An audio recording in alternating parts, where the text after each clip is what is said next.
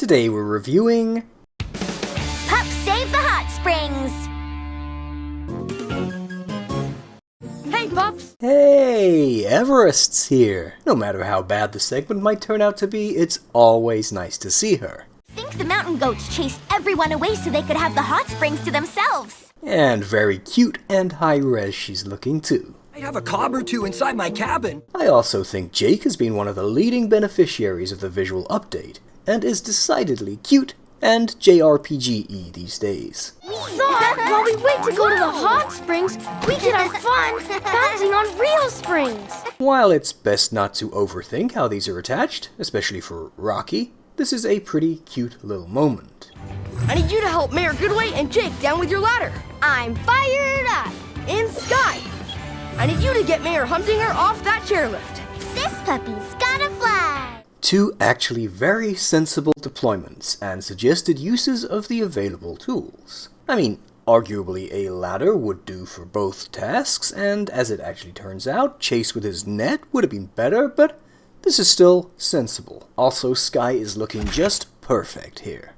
Good for you, Sky. Wait, really? That's all I got? That was mostly about the visuals. So much sharing space with people. Ooh. Humdinger isn't an agoraphobic recluse. A good chunk of his schemes are about getting more people to Foggy Bottom. It's a very bad sign when your opening lines of dialogue betray how you don't know these characters and haven't bothered finding out. Long as you say please. Where the heck is Marshall? Why is he excluded? Why is Rocky so pleased to be soaked? This cute moment would definitely have been a positive point otherwise. And they're pretty hard to come by here. Hot springs? Sounds uncomfortable. Oh no, a hot spring is a pool of warm, steamy water. I actually had to pause for a minute to figure out what Humdinger isn't getting. The idea is he's picturing metal springs. I guess this segment's Humdinger is that idiotic. Can't see this picture and has never had spring water. It's also clearly not that he just thinks being in the hot water would be an uncomfortable experience.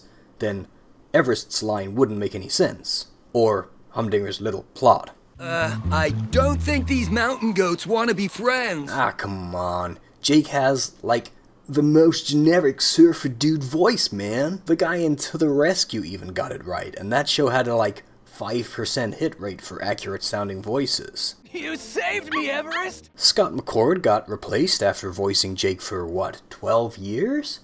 And I don't know what the new guy's doing. Why does everything have to include others? Later, Mayor Humdinger. Them just ending the conversation like that and walking away is so weird and awkward. Perhaps they're going to investigate if this is a body snatcher situation, and Mayor Humdinger has been replaced by a weird alien doppelganger who for some reason is super antisocial. You know, unlike the actual character. It's locked.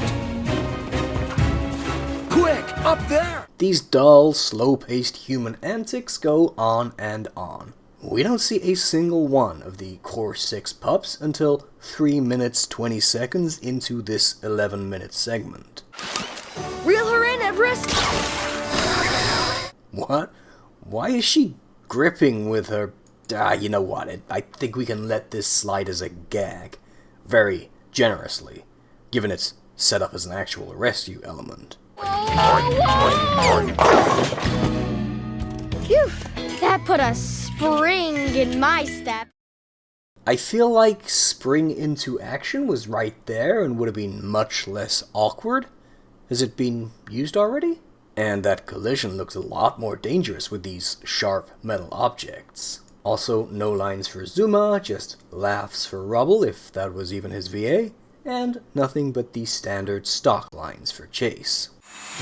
Welcome home, Jake! What the heck?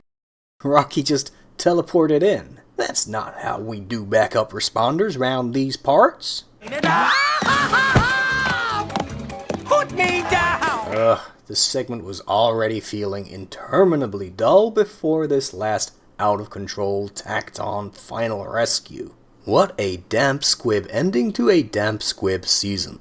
A moment of silence for the big fandom names we lost to too many segments like this. You're missed, Marshall Pup fan. This was a horrible example of the big problems of Season 12. Totally sidelined pups, carelessness in how they're represented, interchangeable personalities, writers who haven't bothered researching the characters, and script editors who don't fix it. Runtimes padded by dull, extra out-of-control sequences. Nothing good. Overall, 2 out of 10. I think this is the most I've ever struggled to come up with positive points. A true example of zero given about your show. Oh, I guess I'd better bleep that out. Anyway, yep, at the end of Season 12, with my channel having problems, I was pretty much thinking about leaving the fandom myself. Didn't happen though, and I'm pretty glad, because I'm looking forward to the Dino movie, and Season 13 has been pretty good so far. Much, much better than this. Alright, that's all I have to say about that, and I will see you guys again next time.